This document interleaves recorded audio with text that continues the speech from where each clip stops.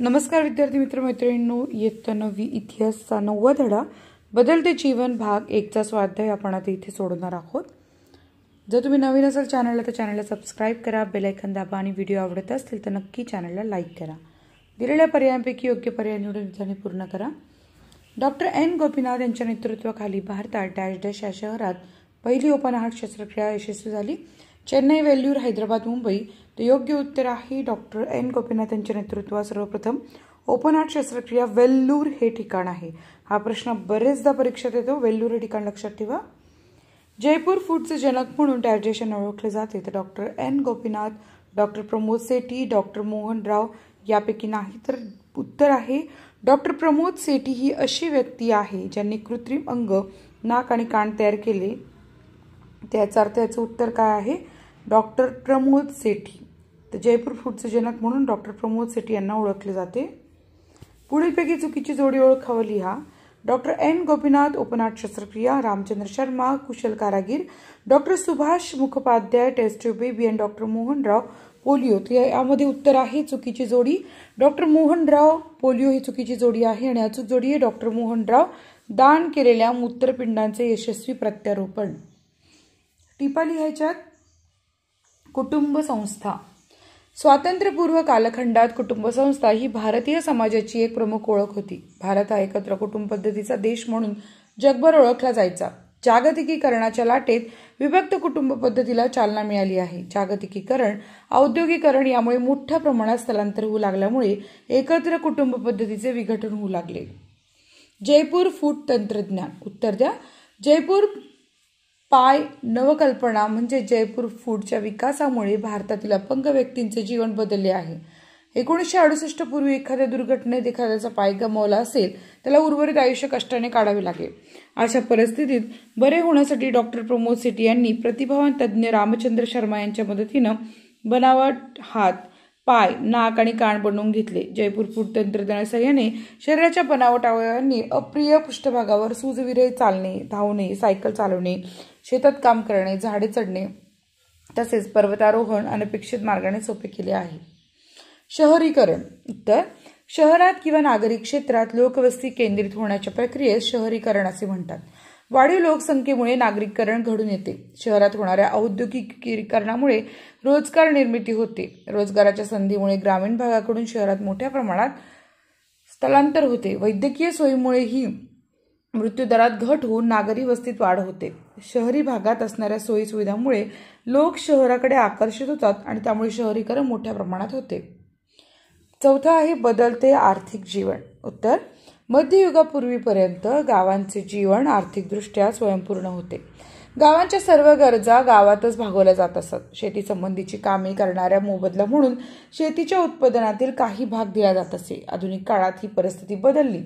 वस्तू विनिमय पद्धती जाऊन व्यवहार चलनात होऊ लागले। शेतीशिवाय शेतीची निगडीत जोडधंदे सुरू झाले। खेड्यांचे विद्युतीकरण झाले। सिंचन व्यवस्था व वाहतूक यात सुधारणा झाली। नागरी समाज बिगर शेती उत्पादन व सेवा व्यवसायांशी जोडलेला आहे। औद्योगिकीकरणामुळे ग्रामीण आणि शहरी आर्थिक जीवन पूर्णतः बदलून गेले आहे। प्रश्न चौथा पुढील विधाने सहकार्याने स्पष्ट करा। एक पल्स पोलिओ लसीकरणाची मोहीम हाती घेण्यात आली। तर 1978 पूर्वी भारतात दरवर्षी जन्माला आलेल्या 10 मुलांपैकी 6 मुले जन्मल्यानंतर वर्षभरातच अनेक दुर्धर रोगाने मृत्यू पावत असत। या रोगात पोलिओ, गोवर, धनुर्वात, क्षय, घटसर्प, डांग्या, खोकला अशा समावेश होता।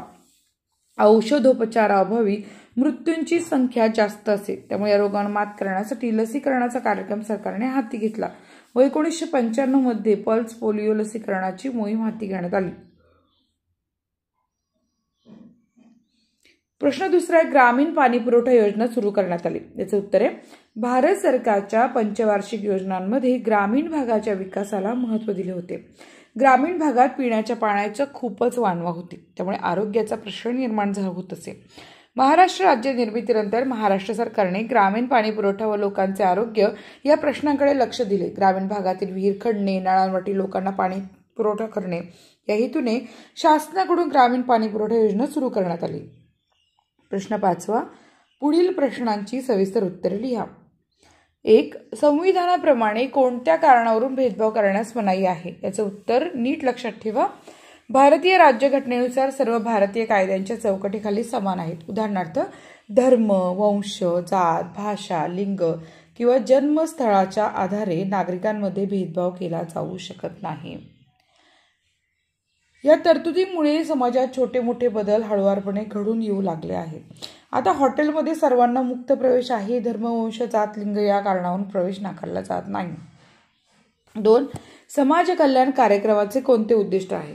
उत्तर: कल्याणकारी राज्य निर्माण करणे, भारतीय नागरिकांना पूर्ण रोजगार देणे, आरोग्य सेवा उपलब्ध करून देणे, शिक्षणाच्या व विकासाची संधी सर्व नागरिकांना उपलब्ध करून देणे.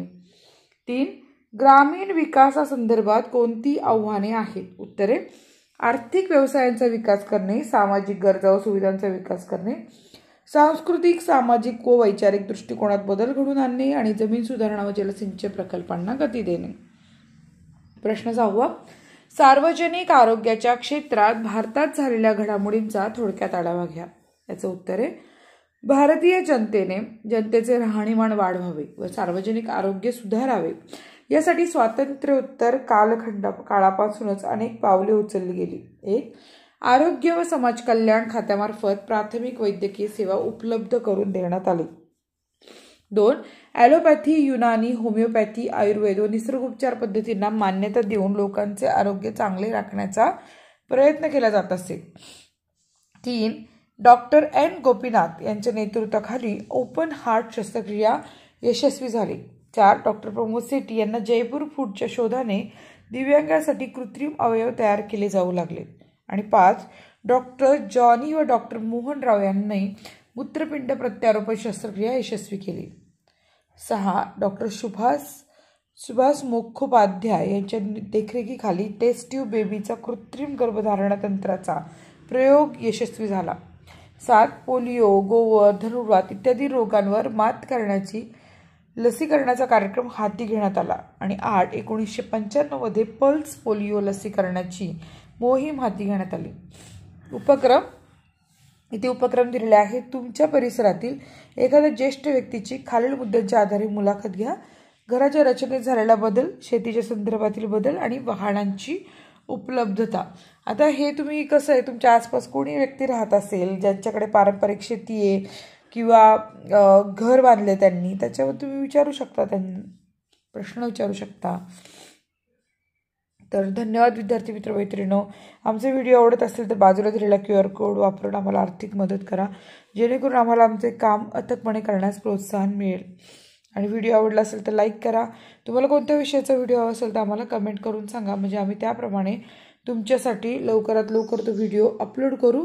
आमच्या प्लेलिस्ट आहे त्याही चेक करत चला. सपनाचं होमस्क्रीन नाव टाकलं तुम्हाला कोणत्याही विषयाचा स्वाध्याय उपलब्ध होईल. भेटूयात पुढच्या व्हिडिओमध्ये. धन्यवाद.